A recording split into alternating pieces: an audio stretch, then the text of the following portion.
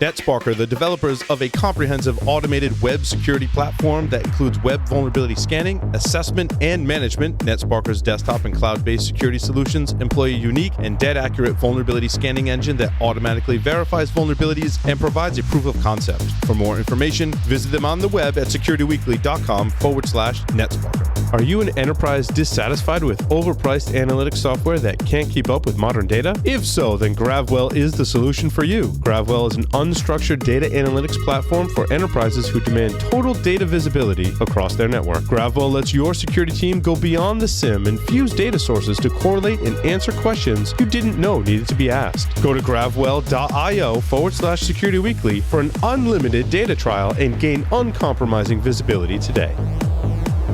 Welcome back, everyone, to Paul's Security Weekly. Quick announcement. Is your open source code secure, or the libraries you're pulling in, the open source code you're writing, or the commercial software you're writing that uses open source? How do you verify that your build process and your code and all your components are secure? Our next webcast with Synopsys will cover that. They have many tools to help you balance both SAST and SCA.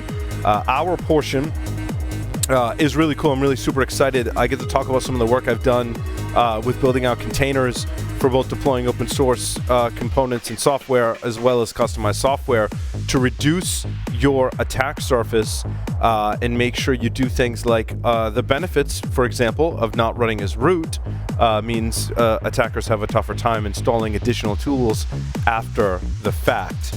The tricky part is, if your application's based on Python or PHP and you've stripped out all the operating system tools, the attacker can still have access to PHP or Python, and you can basically do anything that, wget or curl can do, for example, in PHP or Python. So it's going to be a fantastic discussion with lots of how-to information. securityweekly.com/webcasts. Make sure you go there and register for our upcoming ones, as well as our older ones on securityweekly.com/on-demand. You get a CPE credit for each webcast that you attend. We are looking for high-quality guest suggestions. If you know of enterprise defenders that are doing some really awesome work in the enterprise on the blue team, we want to bring them on the show. You can go to securityweekly.com/guests and suggest that they be on the show. We review those suggestions on a regular basis and are excited to take those suggestions from our audience. So make sure you go do that, and hopefully your fellow cohorts will appear on Enterprise Security Weekly. And now, Mr. Joff Dyer has joined us along with all of the rest of the folks that I introduced in the beginning. Joff, welcome. Oh, hi, Paul. How's it going? It's good to be here again. It's a lovely Thursday evening. Yes. And this is security news. We're living in weird times, aren't we? This is just weird times. It is weird times, and I didn't want to focus on Zoom, because still, when I look at my news feeds, the amount of stories that are focused on Zoom, the amount of stories that are focused on working from home still, we get it. We've all been working from home for a few weeks now. And, of course, the amount of stories that have to do with the coronavirus or COVID-19, a.k.a. COVID-19.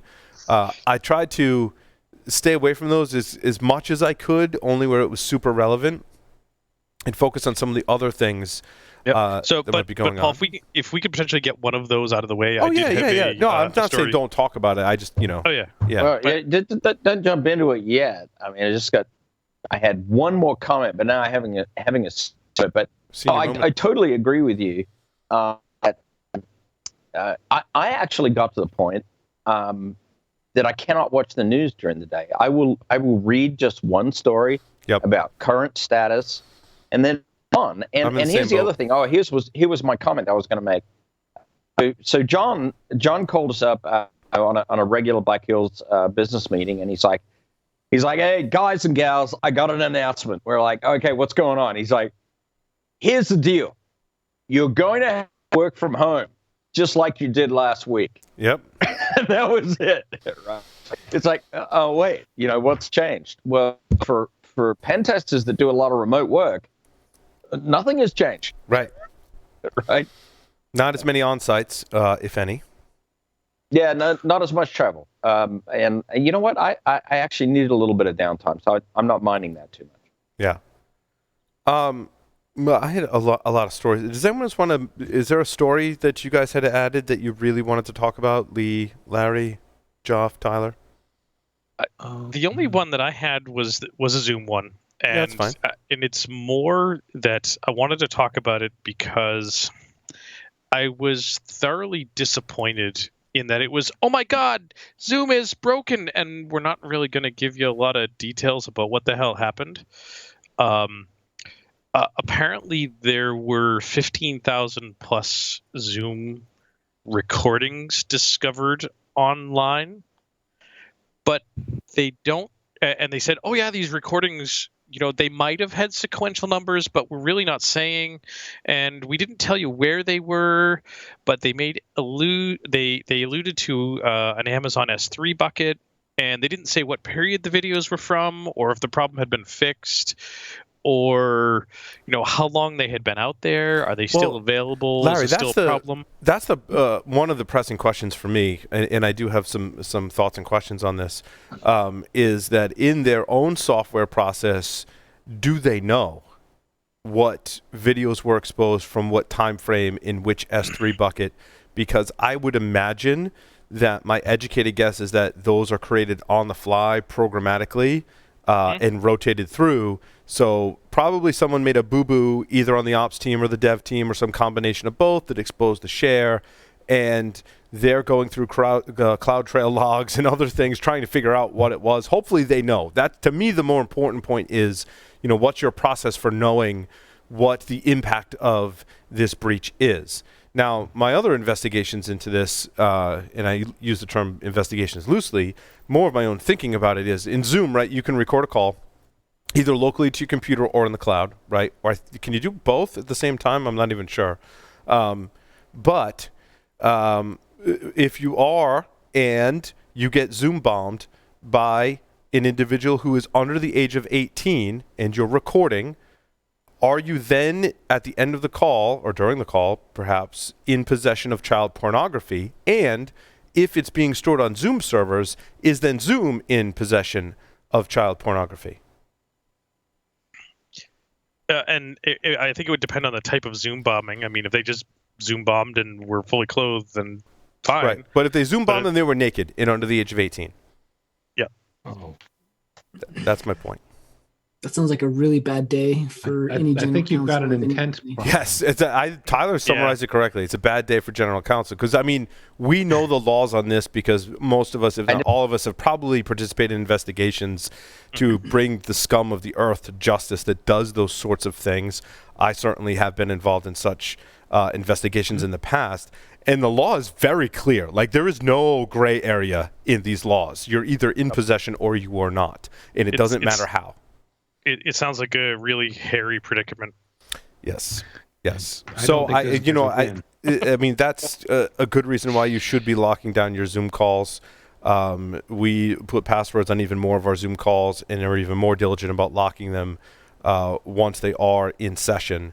And this is one of the reasons, right? It's not just so much because of the kind of cyber kind of vandalism that it creates, but I think there's also legal ramifications as well. You're saying you don't want anybody to Zoom bomb us while we're live from a Zoom call? So I asked the question after all this came out. Apparently we are, Johnny in particular is very diligent about locking all the rooms once the show started, so that doesn't happen, which I was thankful for. So in a lot of this, I think, Larry, is to your point, right? Not necessarily about the technology, it's about the process, understanding how the technology works, what the limitations are, what the features are, and developing your processes accordingly.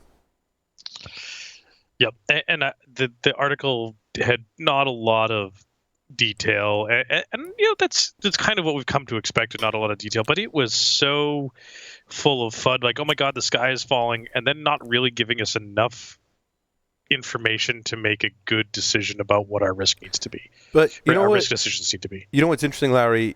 You and I in particular, 15 years doing this show, we were using Skype 15 years ago. And we always treated it as we're having a video audio call with chat on the internet. Let's just assume that everything is public. Yep. And I think security professionals run under that assumption that everything is public. And if we want to have a private call, we use different technologies. We use PGP, we use Signal, where we have a much higher degree of confidence that it is more of a private communications. We don't have that assumption when we're using public services such as Skype and or Zoom. And if we're standing those services up ourselves, we run under the assumption that someone could gain unauthorized access to them because they are exposed to the internet or not, whatever the case may be. They are vulnerable in some way. Yep, absolutely. And I think about, it wasn't a voice call, but I was having a conversation with someone the other day, yesterday, via text, via SMS, text message, iMessage, and was and then we literally switched back and forth. We switched to Signal for a comment and a reply, and then back to iMessage. Yep. Because there was just that one transmission and a response that we wanted to receive that we didn't want anybody else to know about, and the rest of the conversation could have been fine. Right. So.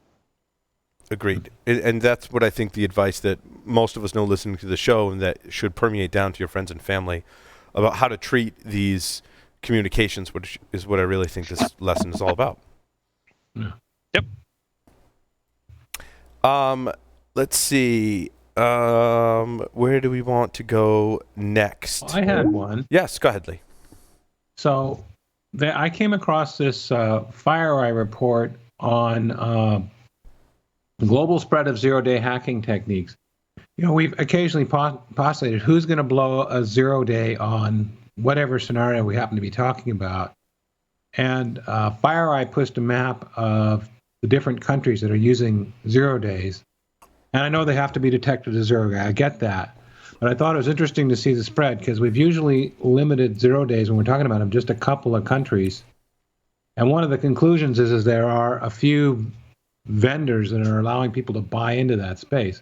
I just thought it was an interesting trend because, like I said, it's always hypothetical who's using them now and where. I just thought it was kind of a really cool map there. I think I have links to both the Wired article and the blog from FireEye that show what it's up to. I have theories on that, Lee. I think that, let's just say you're the U.S., right, government and agencies, and you have know about a zero day and are able to weaponize it, for lack of a better term, and you're using that against your adversaries. And lo and behold, you notice that your adversaries are also using that very same zero day against you. I think what happens more often than not is we ramp up the usage of that zero day, throw detection aside, and go, well, cat's out of the bag. Let's get the most we can out of this zero day, implant other hooks into the system so that we can hide, knowing that this is eventually going to come out. And then I think either side, right, because our enemy countries are going, well, the U.S. is using the zero day against us. So one side or both sides someday, we're just going to tell the vendor to shut this weapon down, but have something else to fall back on, whether that be better infiltration into the systems and or other zero days that you're going to use. So I totally think it's a cat and mouse game between these different nation states, right? Right. I just thought it was interesting that they said these contractors, and they name names, are making it have lowered the bar in terms of getting a zero day, because zero day is supposed to be expensive to use, right? It's supposed to be something you have to have a high bar in order to go play one. And I totally agree. Once Joe plays it, everybody's going to play it if they've got it. But now, if I can just go buy it, I'm in the game, and I may not have the skills to do something cool with it. It just changes the equation. I don't want to go down FUD, by the way. I just thought it was a very interesting map, and just kind of like who's doing what with zero days, kind of because we often type a lot of hypothetical when it comes to zero days. The other thing you have to consider when we're talking about zero days now, and we're talking about the current state of kind of the economy, the global economy, thinking outside of the U.S. Remember, a lot of the groups that were working for APT, whether they knew it or not, they were disparate contractors. They were working for a company. Maybe they were doing bug bounty programs as part of their daily job. So a lot of these outsourced as a service kind of talent that APT often leverages for either attribution purposes or just for sheer volume. That's probably become very much cheaper, and or a lot of these people are probably out on their own. So when we're talking about people needing to make money, buying a zero day or a bug bounty or some kind of a bug that allows you to do something is probably way less expensive right now just because of the talent that's out there and sitting doing nothing. So Tyler, I think long gone are the days of the GRU and the PLA, which was very clearly the Russian and Chinese governments respectively, like not even really trying to hide all that well, doing this kind of thing and going to, like you said, those independent contractors and gaining access to highly specialized tools, giving them access to smaller, disparate groups that are very distanced from the nation state to accomplish their goals. And I totally think that's where it's gone to today. Which is why I think there's also the issue of some of the kind of misattribution, because there may be certain groups that leverage the same either contractors or skill set, or they hire out the same kind of thing. They're double. They're not double agents. They're double third-party agents, right? I mean, if you're gonna, they're an MSP. If you buy a 0 day or develop a 0 day, why wouldn't you use it? Even these, Lee, like you said, these firms that are buying, selling, trading them. Why would they limit their market, right? I'm going to sell it to everyone, right? If you're a contractor, I'm going to work for whoever and use the same 0 days, and then attribution gets really hard, even harder. I love the conspiracy theories. I love it. Yeah. Or are they really theories? Anyway, moving right along. Let's hope no one's knocking down the doors. Speaking along these same lines, vulnerabilities in BNR automation software facilitate attacks on ICS networks. This one was kind of interesting. They stated in the article that malicious attackers could hijack DNS and request the update for these ICS systems and basically do a man-in-the-middle attack. In other words, you're not going to BNR to get your update. You're going to me. What they said in this article was that once you intercepted an update, that you could then use another directory traversal vulnerability to gain remote code access. And I'm like, so it was the transport layer security that had the bug that allowed you to man in the middle of the connection, but it sounded like they could have still been validating the firmware update or the update above and beyond that transport layer, such that you needed another vulnerability to gain remote code execution. Because if you can intercept, what was that tool?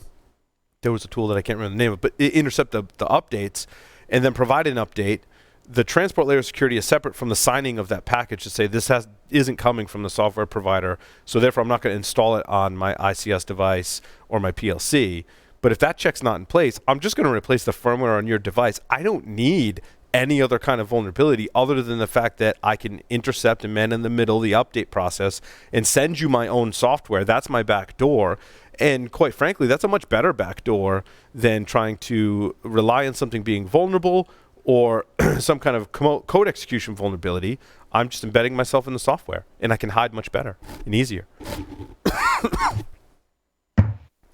So I think this is the case where the transport layer, if you read the advisory, had the vulnerability, and that they needed this other exploit, the directory traversal, to gain shell access because it was still inside the device validating if that firmware update, even though it couldn't validate where it was being transferred from, could validate whether it was code signing valid or not.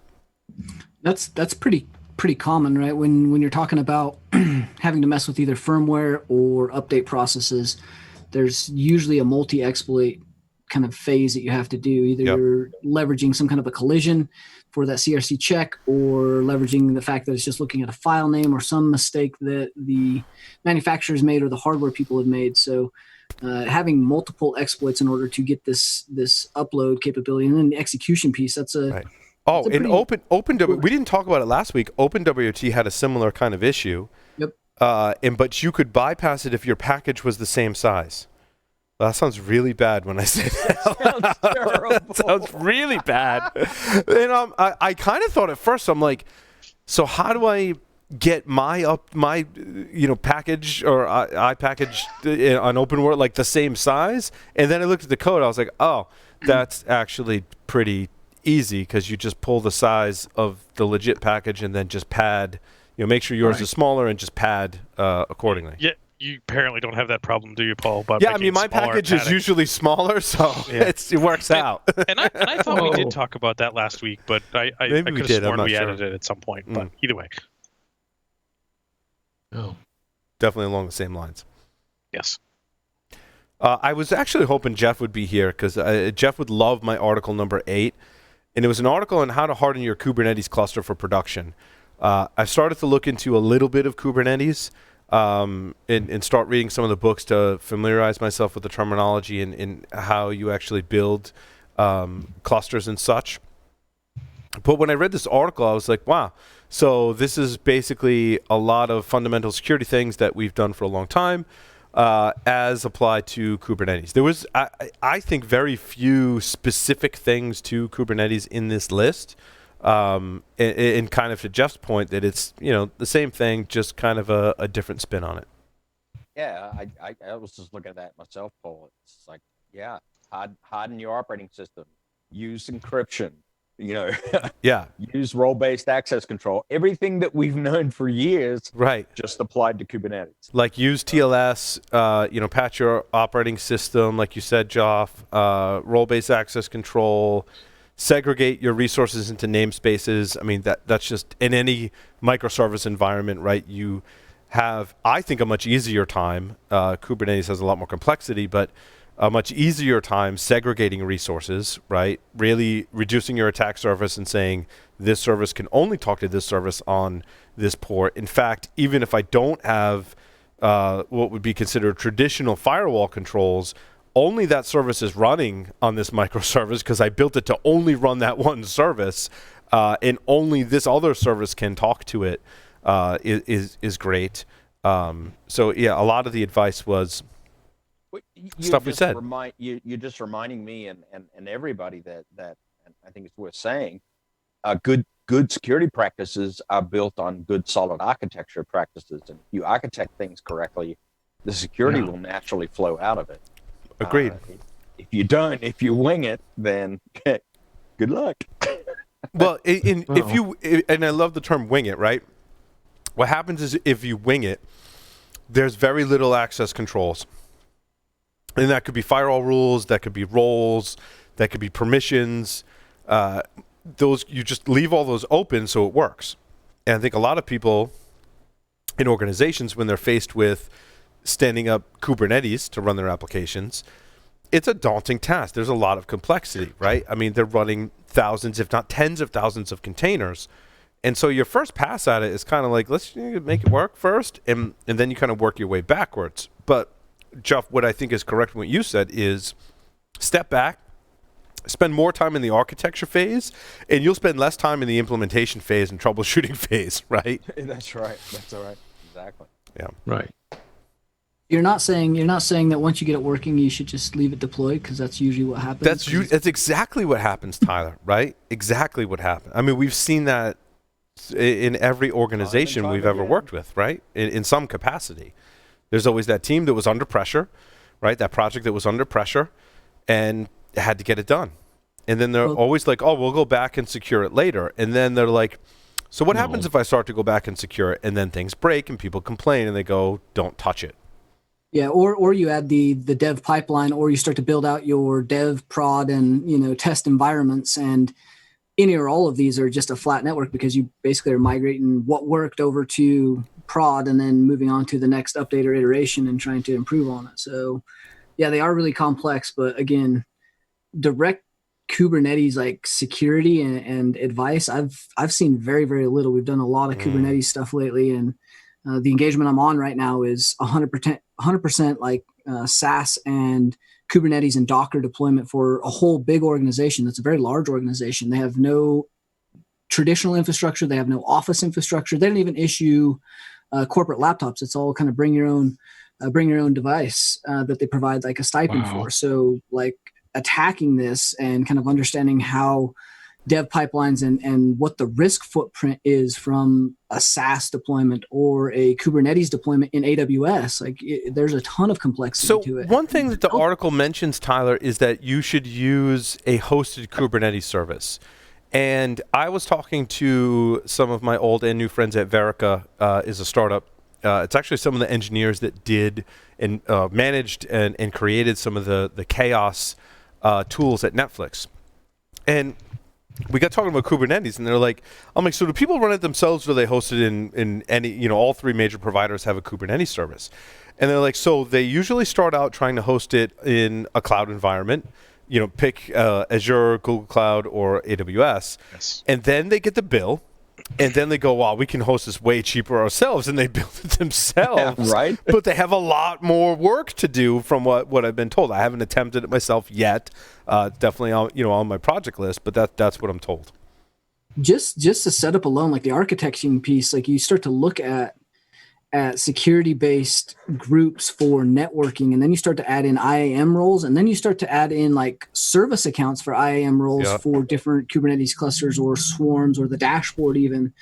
And it is back to, you're going to have to do traditional and fundamental security to start anywhere with it, because it's already complex, and that does start right at the design phase. Otherwise, this stuff is too complex, and there's mistakes made everywhere. I mean, that's one of the big things that on this assessment I'm finding out is the fact that they got all this working together and running is amazing. They're doing some good security pieces, but what happens when a single key gets lost or stolen, or a single account gets compromised? Even if you do have MFA and there's some abilities there's still service accounts. There's still things that have to run automated with inside of every one of these organizations. So that becomes an issue. Like, are they protecting the keys in the code properly? Is this code and Git repositories being protected and not leaked or not forked by the developers just so that they have access to do, different things with it?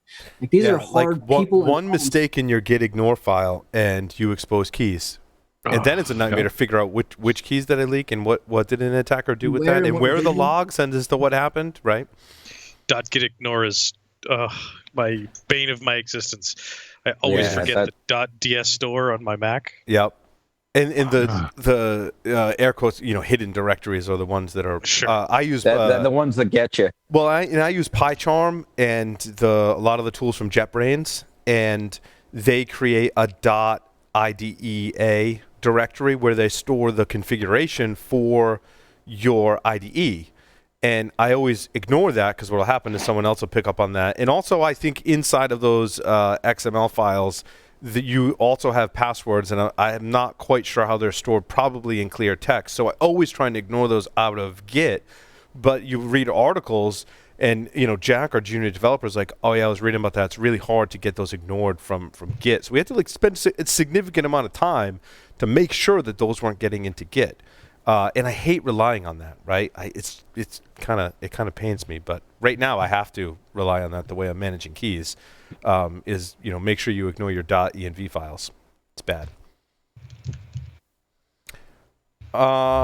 Let's see. Oh, speaking of permissions and making sure they're correct, privilege escalation via Cron. Apparently, this is still a thing. What?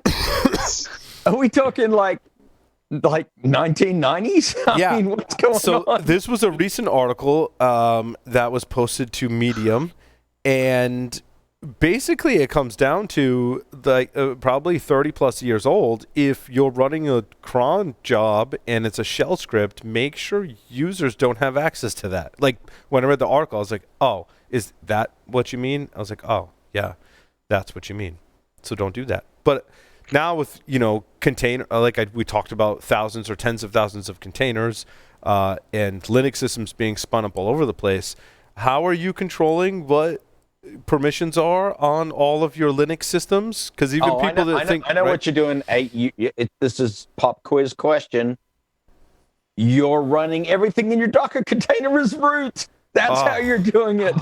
Please. Docker containers. Way too many open source projects that provide Docker Hub images and configurations will run their containers as root. In fact, Nginx by default will run as root really bad.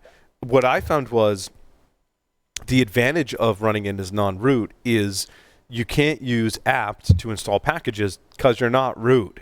Right, so that it's a huge limiting factor, and for so many other reasons, you're not running as root. It's really just one of those fundamental things. But so many people make that mistake, and I have to say I've done it for my own custom code and open source projects, multiple of each. it's really just some extra config and just understanding your environment. It's not that hard. It's not right? that hard. It's not. If I can figure it out, it means it's not that hard, right? What's amusing is how this comes around. What is old is new again. Yep. It's just like, wait a minute, we were talking about this in what year? Yes. I mean, come on. Yeah. Yep. Back before Tyler was born? Yeah. Well, he was born only yesterday, so that, now, that's my question is, though, when you spin up a Docker container as a non-root user, you can still issue, at least in the ones that I've built and the ones that I've pulled off of GitHub, right, the Docker files and Compose files, you are running as not root, let's say. You can still issue the su command. You can still issue the sudo command, and it prompts you for a password. What is that password? I mean, it's not blank. It's something. Is it randomly generated? Is it disabled in some way? It's something I haven't, I don't know, maybe researched enough. If anyone knows. NSA backdoor. Yeah, right. Right. That's the password. I know what NSA_backdoor, right? With Not zeros NSA. for the O's. Yeah. It's the word root backwards. It's Tor. It's right? Like what? If anyone knows how that works, if there is a password, or like it doesn't matter, any combination of characters, whatever you enter, is just not going to be valid because of some other Linux magic. I want to know. I know John Kinsella knows, one of our hosts, and I keep meaning to ask him. But if anyone knows or has insight into that, please write us, psw@securityweekly.com. I'm super curious. He says, sipping his cocktail. Nice cocktail glass there, Paul. Manhattan. Yes. It's the Manhattan. It almost looked like red wine in there. I'm like, whoa. I almost went with red wine. I was close. But I went Manhattan instead. See, I did this one. Oh, straight for the bourbon. That is some serious COVID-19 treatment, by the way. COVID-19. Oh, Tyler's got the 1792. Excellent choice. I mean, is that the bottle? Because I finished mine a while ago. Yeah, I finished mine quite a while ago. I bought two more since then. I like it too much. You do know that alcohol kills viruses, but usually on surfaces. So if you're drinking and you accidentally spill a little bit, you've killed some COVID. I just saw on Facebook that if you drink whiskey, it helps your immunity to COVID-19. That could be totally fake news. Dave Kennedy reposted it, so it must be accepted. true. Oh yeah, well it's got to be. If Dave Kennedy reposted, it's got to be fake news now. It's either true or fake news. I'm not quite sure which, but it's a trap. It's a trap link, is what it is. When Dave actually sees this, I still love you, man. That's right. We're just busting your stones, man. But if it is true, we're all immune, for sure. Yeah, well and truly. Maybe the asymptomatic immunity is based on your alcohol consumption. If that case, I'm asymptomatic, right? For sure. I don't know whether I should be proud about that. Speaking of COVID-19 and focusing the attackers on remote video teleconferencing software, including Webex, right? There was a phishing attack that steals Webex credentials. And this is just social engineering. My question is, when we enter into these situations where there is a global issue, in this case, obviously it's a pandemic, right? In the U.S., maybe it's a hurricane or natural disaster. Maybe it's a terrorist attack. Whatever the case is, when there is some kind of either global or country-based issue, people use it in their social engineering. Shouldn't it be easy to kind of figure out what the attack vectors would be and filter out these messages? In other words, we're going to see a trend of people working from home, therefore people are going to be using conferencing software, therefore that's going to be a popular phishing attack.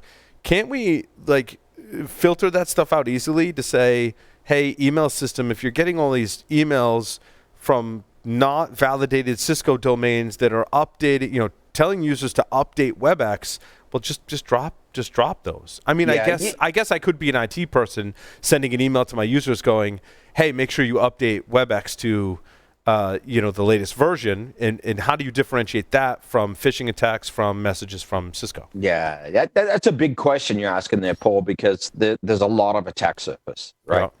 I mean, it's opened up an enormous opportunity because the surface is all driven by fear, and fear is rampant right now.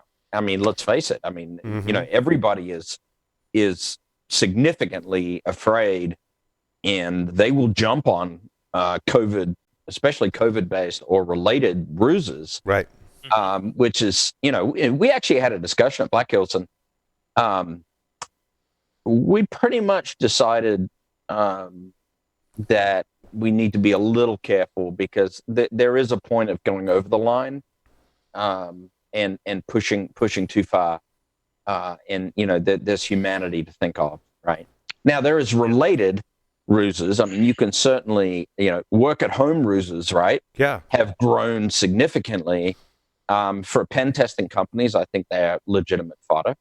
Yep. Yeah, Jeff, we had a very similar conversation with a customer, just this past week, that with this phishing on the table, and they said, "Please, for the love of God, do not do COVID-19 related stuff." And we were like, exactly. "That's kind of a no-brainer. We didn't want to do those anyways because, well, you can only be so evil and feel good about yourself at the end of the day."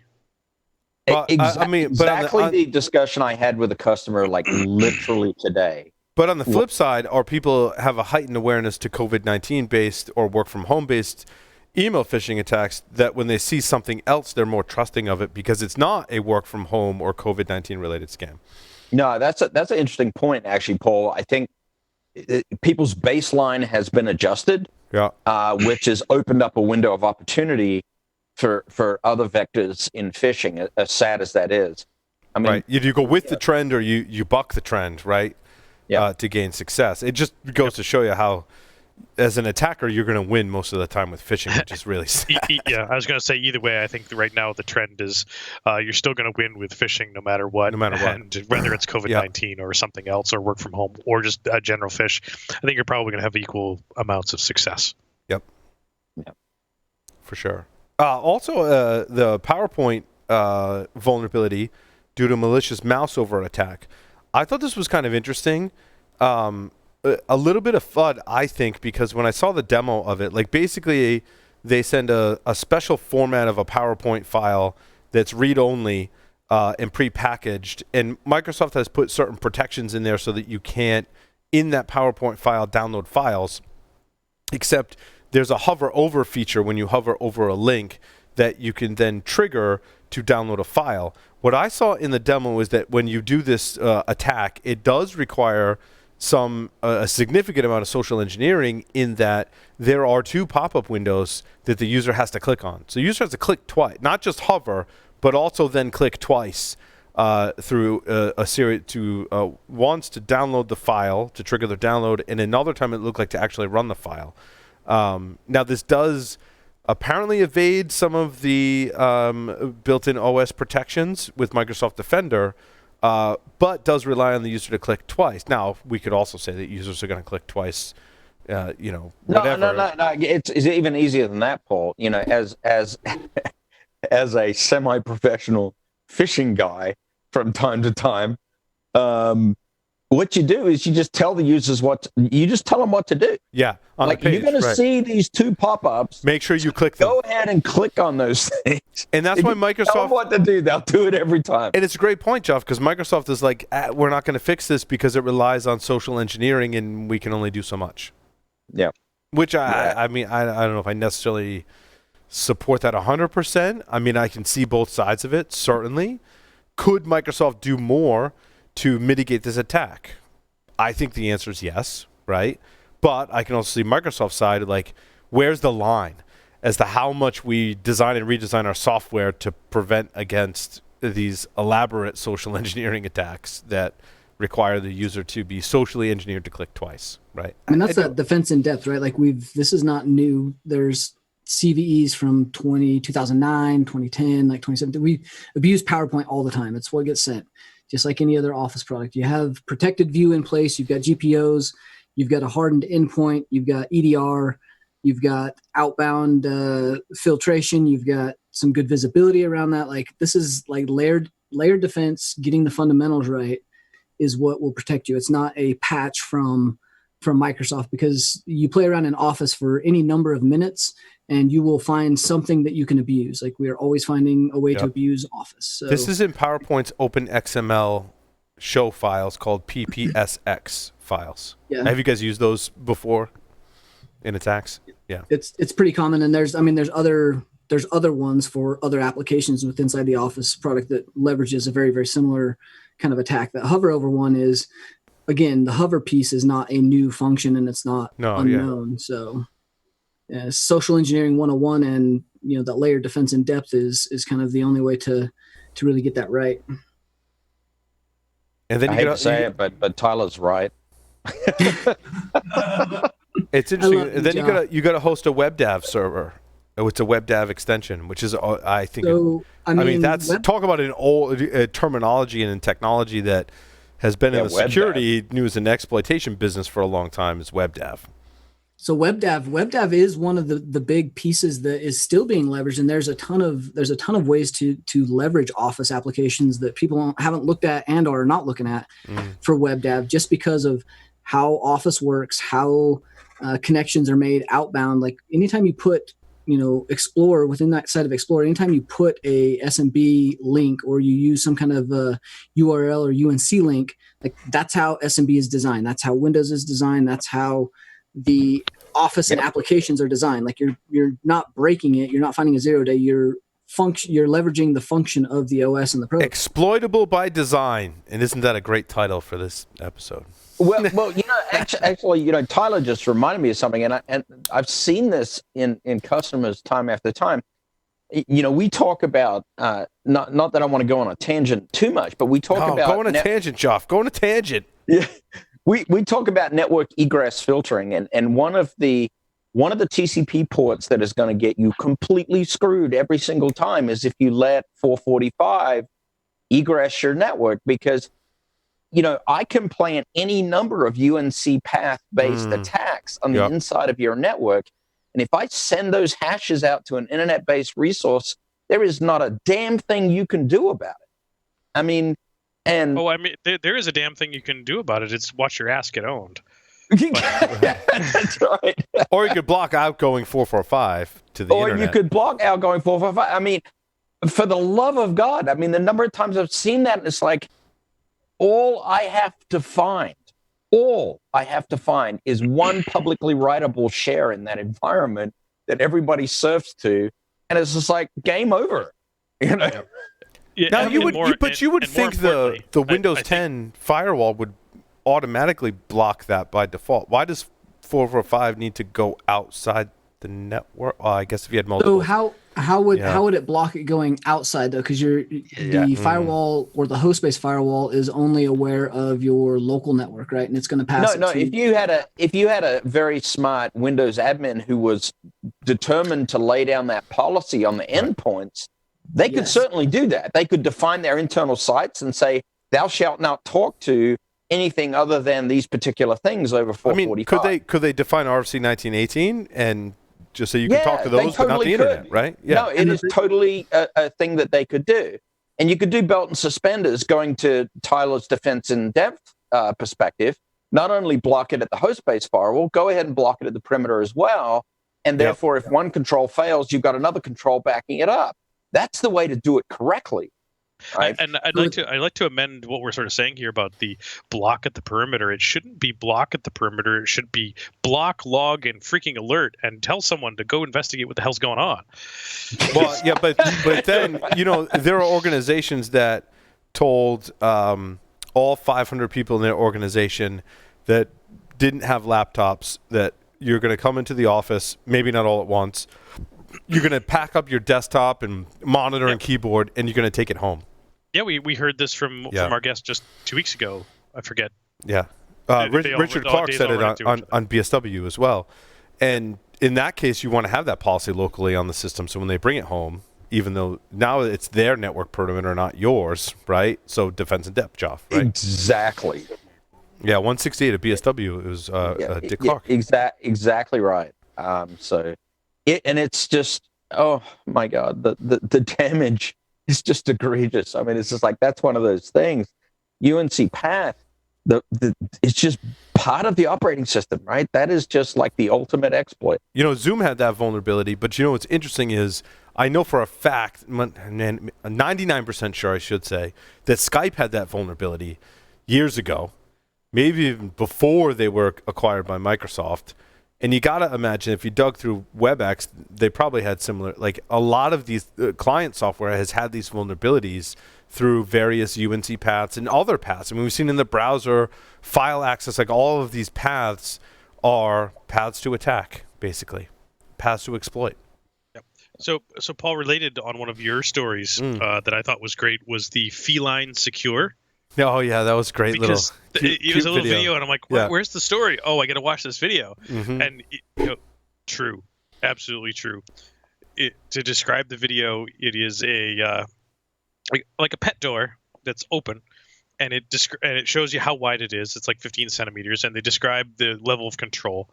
And then they make it a little, and you show the cat walking right through it. You make it a little smaller, and like with some desktop controls, and the cat walks right through it, a little bit more difficult. And then password complexity rules, and then the cat has to like squeeze through. And then you add like some sort of other content filtering and so forth. And it's down to like 7 centimeters, and the cat can barely squeeze its ass through this crack. And then you add one more control to it, and it's at like 5 centimeters, and the cat looks at it and looks up, and over the top is labeled VPN work from home, and it goes whip right over the top. Mm-hmm. So true. Yeah. Oh man. I happen to have the ultimate pet T-shirt on right now, so yeah, it's a 6-pack. Right? Nice. Oh, nice. Very nice. I have my pet shirt on too. It's called Osprey. It likes to eat cats. Where do I want to go? Oh, we talked about Docker security. Docker content trust equals 1 is important. You should use it and read the article because it did a pretty good job explaining it. I wanted to say congrats to Casey Ellis because just a personal note, I really like him as a person. And Bugcrowd got $30 million in a Series D funding round, and I want to say congratulations publicly, which is really awesome. I think they're doing great stuff. And if you haven't had the opportunity to talk about bug bounties with Casey, you should, because if there was skepticism, he addresses it so eloquently, and he's not full of shit. So it's really awesome. We need to bring him on the show too. We talked about that. Yeah, there you go. Yeah. I was going to say, if he's not full of shit, then get him on the show. Yeah, no, we've talked about that in the past. We need to make it happen. The other one I wanted to talk about was the toilet. Let's talk about the toilet.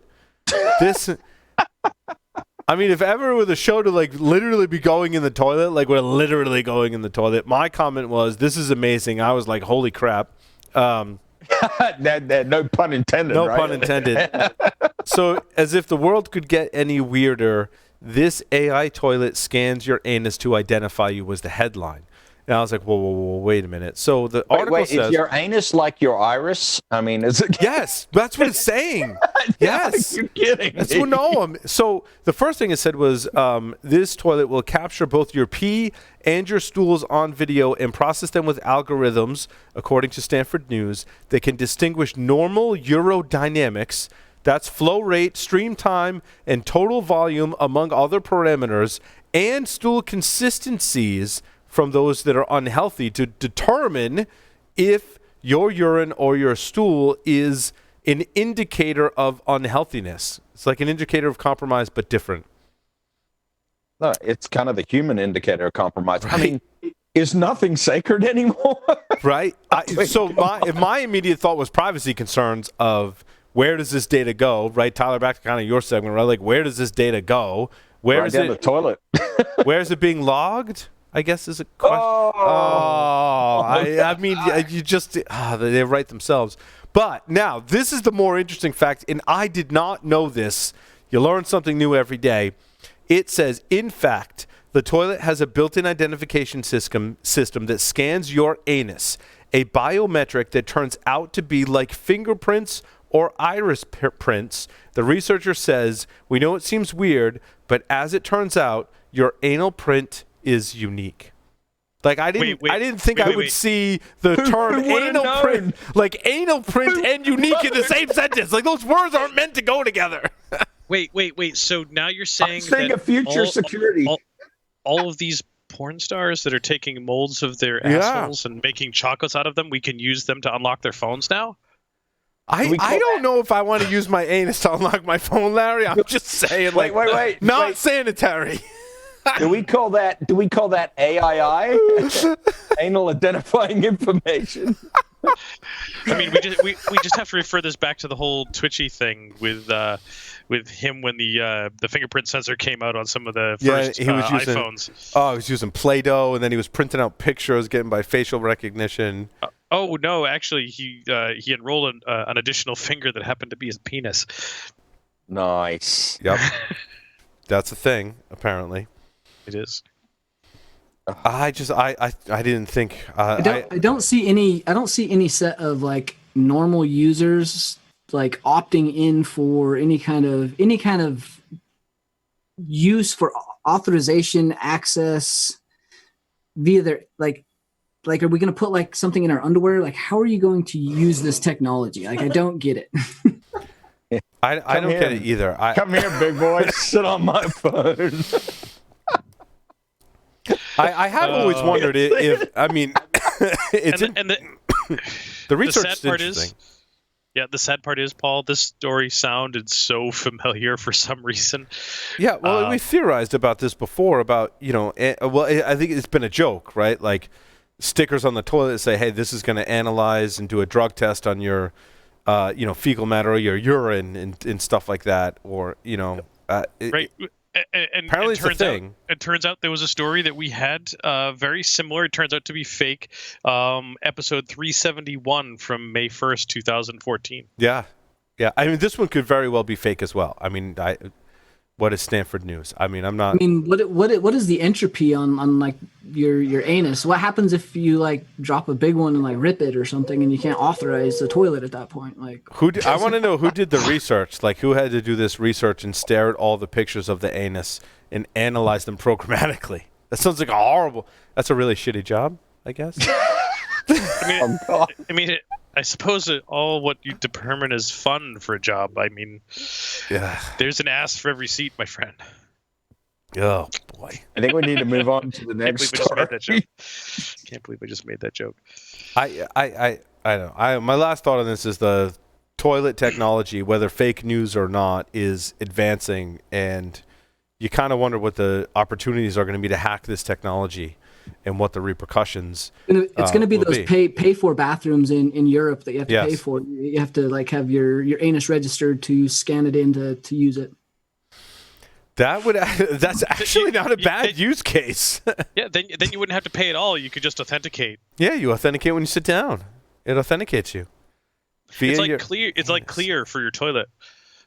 They do have the ones that auto clean, which I think is a good usage of toilet technology. And while we may make fun of toilet technology, I have they're not a sponsor, obviously. That would be hilarious. But Tushy is the bidet toilet seats.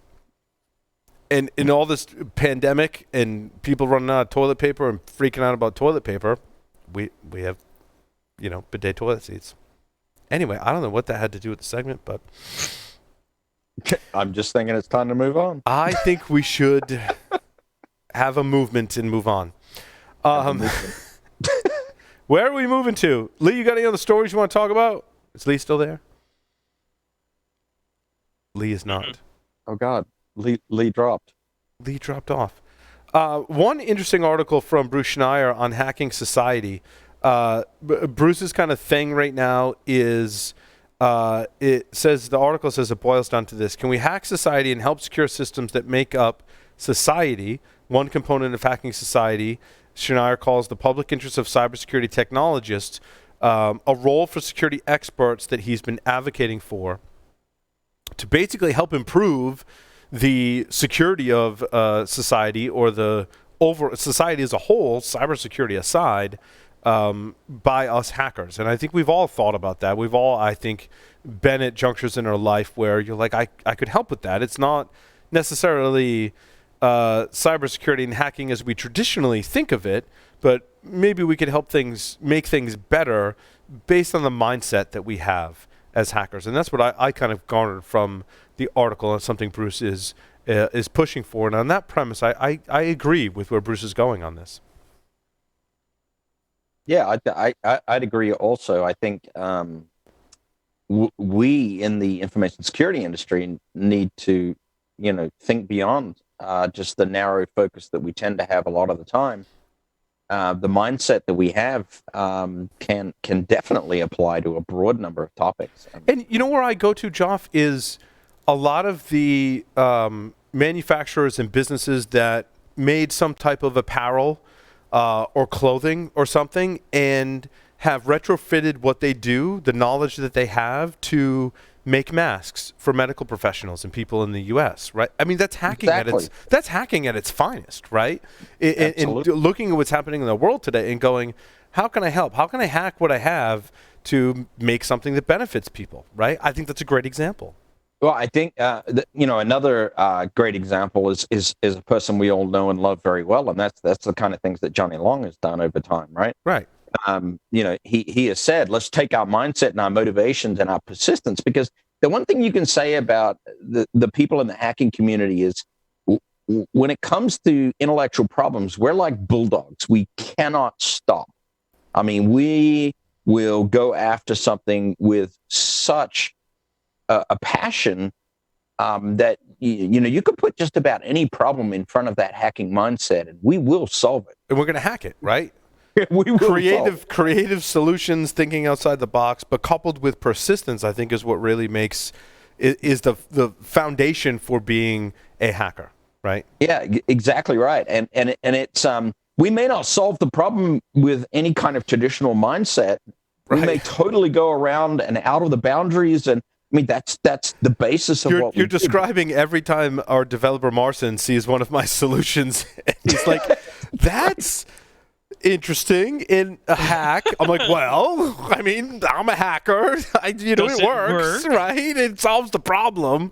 But sometimes it steps outside the bounds of what, people in those traditional roles would come up with, perhaps as a solution for not everything, but some things, right?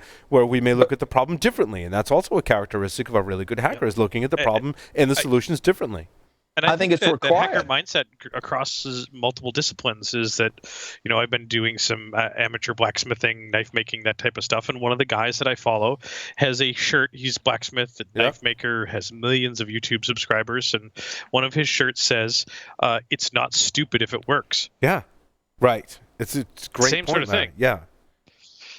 Yeah, I mean, it comes back to the segment we did on hacking and what it really means, and it's not specific to necessarily computers, right? It can be applied to any discipline, really, right? Yeah, I think some of it is the instinct that a lot of us have, and we all apply it all around our daily lives, right? I mean, what is your first instinct when you, and this is kind of a rhetorical question, but when you face an issue in your household daily life of something not working, I can tell you my first instinct is take the damn thing apart and fix it. Right? And I think figure it out. A component of that you'll see when you research hacking, as I have, right, is that one of the components is the ability and the willingness and the persistence to learn something new, learn it so well that you can then solve problems creatively in that discipline, right? And I forget who it is we brought on that was looking at the voice assistants and hacking them. And I had asked that person, I can't remember his name, but I asked him, I'm like, so, did you get a degree in audio engineering, or Yes, I remember this. Right? Remember that? And he's like, no, I just went out and he wasn't reading computer books. He was reading books about how humans interpret sound, and basically classical text that you would study in a degree field for that, learning about it, and then applying his hacking mentality to that. And that's something that we've I mean, we talk about lock picking, right? Joff, you put a picture of your office and we're all zooming in on pictures of your keys and theorizing what type of key it was and how we would hack that, right? I mean, that traces back to the roots of hacking at MIT, where they became locksmiths. They legit got their like professional license to be a locksmith so they could lock pick their way into various places in MIT where the computer parts were so they could fix the computers, right? I mean, if that doesn't describe hacking in its essence, I don't know what does. Well, I think it's the very thing is a lack of satisfaction with the status quo, right? I mean, I'll give you another example. Dude, that is a great quote right there. Lack of satisfaction with status quo. I mean, yeah. I had a classic example at my house, like I don't know, it was about a year ago, right? I cranked up my generator. I had a power outage. My UPSs were beeping and complaining. I'm like, what the hell is going on?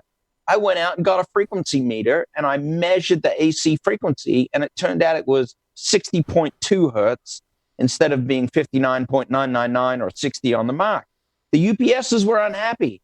So I got a screwdriver and I adjusted the RPM of the generator down by just like probably 50 RPM, and all the UPSs were happy again, right? Because I brought the frequency down to just there at 60 hertz or just sub 60 hertz. Everything's happy again.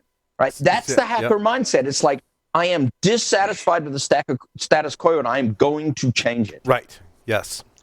And that also is challenging everything, right? Like not assuming that everybody has done this the best or the right way, and learning 80% of what it needs to do enough and be proficient at whatever, that constant always learning attitude and mindset. We never stop learning. We never want to stop learning. We always want to know all of the different things and capabilities, and we only need to know enough to solve usually a single problem, and then we're really good at that 80%. If we're passionate about that other 20%, that's when we know that that's a very specific discipline for us, but we'll hack everything. That's very well put, Tyler. And what a great time and age to be a hacker with the internet, right? You look back on hackers of the past that were literally like snail mailing each other manuals and trying to get manuals of systems to learn that 80%, Tyler, right? To be able to hack the systems. Now we can go look up most stuff online and pretty much hack anything, which is dangerous, and especially in the context of ICS, right? Where I think traditionally they've, in particular, leaned on, well, no one's going to know and understand these systems, right? Yeah, they've leaned on obscurity. And I mean, I read the manual for my HVAC system at home, like front to back, and did a whole bunch of research now, and I'm like, this is something that hackers can figure out. People with that mindset can figure it out and figure out ways around any controls, and basically question those social norms and status quo. That's the problem still in ICS, though, is that vendors are relying on the fact that this is still security through obscurity, and it takes a proprietary, piece of software or a proprietary protocol that you'd have to reverse. Well, hey, we will figure that out. We're hackers. We learn this stuff, and so this security through obscurity, like the ICS community, is finally catching on, and vendors have had to really kind of shift their mindset and culture as a whole in order to develop that security. It's scary that it took that long, and it's still taking that long to come around to it. Because I've watched War Games with my kids recently, right? And that movie was 1989, 86, something like that. And it really 86, right? And but it showed that I'm going to dial a whole bunch of systems, and I don't know what I'm going to get into, but the ones I'm going to get into, I'm going to try and figure out how they work. And 83. Look at the results in the 83, and look at the results in the movies. I mean, so much so that Ronald Reagan reportedly watched that movie and questioned his staff about it, right? And now here we are, like, why are we still relying on that obscurity to secure our systems when it's been shown, even in Hollywood, the most public, facing things, certainly in this country, that can show that kind of stuff, that this is what hackers do. And that movie came out in 1983, right? So it takes a long time for, like, ICS in general is built around the concept that these are going to be deployed for 30 years. Like, that is how they're built, that's how they're designed. And to be able to shift, test, and then make sure that the next generation or iteration is being switched out is capable of handling the next 30 years. Right. And as well, like that rollout plan and that process, because this is critical infrastructure or because it's some piece of ICS that may not have any ability to be down until the entire next phase or next black site. Because it still requires that physical connectivity, right, Tyler? That's really the kind of sticking point that I see in ICS is that it's not like software and DevOps and CI/CD pipelines where it can be all software. In ICS and a lot of other applications, there's still a physical component that it really hinders that rapid rollout. And it's still, a lot of that is still standalone hardware, right? Like those are built, deployed, and they don't have an automatic update or an automatic firmware, or they don't have a central location for management. They are deployed, they do their function for 30 years, and that's what they do. Yep. And you even take this to the automotive industry. You think about the car that you bought, the 2020 model last week. The components and the design that is in use there was stuff that had a 5 to 7 year lead time. Yeah, from so both it's the 5 to software design and so forth. It's 5 to 7 years old. It's 5 to 7 years old when you buy it. In other words, unless you bought a Tesla, and then you're getting downloads and updates like twice a week. Unlike when you build a PC, like we just built a gaming PC in our house, right? You get to pick and choose how old or new your components are. When you buy a car, it's just a whole different mindset. I mean, Tyler nailed it, right? I mean, these industrial control systems, they're building, the mindset is 30, 40 years, right? When they build it. So we don't think about that in the software industry. If you look at software, we're like, shit, if it's like 3 years old, it's fucking dead, right? I mean, it's, move on, and even that's probably generous. Right. Yeah, we literally had this discussion, and Tyler, you may be in the same boat. COVID-19, everybody's got this free time. No, they don't. But on the weekend, we managed to do a little bit of that, as they're calling COVID-19 deep cleaning. And I cleaned off my workbench in the basement, and I've got a bunch of equipment from a customer that we've asked a number of times to be returned, and it's been falling upon deaf ears. And we think we figured out why, because they really don't want it back. But it was ICS-based gear, and the comment is, so one of my coworkers said, well, it's 3 years old. It's useless. We should just throw that away. And I'm like, it's not useless, right? Because these things are being deployed by them for 30 years. So, they may not want to be doing new installs of these, but they have these in the field for that's one of the issues years. that we've ran into with IoT, right? This is a kind of a convergence of some of the ICS physical layer. It does a specific thing. It's very embedded. It's very standalone-ish. And that kind of mindset around, hey, these are going to be deployed, but these are very short life, short use, outdated. Everybody's going to want the next ring inside the next year. And so you end up with like this ICS single deploy, standalone kind of mindset with a shorter lifespan. And you end up with problems where it exceeds that lifespan and these things are deployed and kept out on the internet and they're not getting updates. I think that's why we have a huge issue around some of the IoT and IIoT kind of world. Well, any other thoughts, comments, stories? All right. Thank you, everyone. That was a fantastic show. I had fun. Hopefully all of our listeners gained valuable information, and that will conclude this episode of Paul's Security Weekly.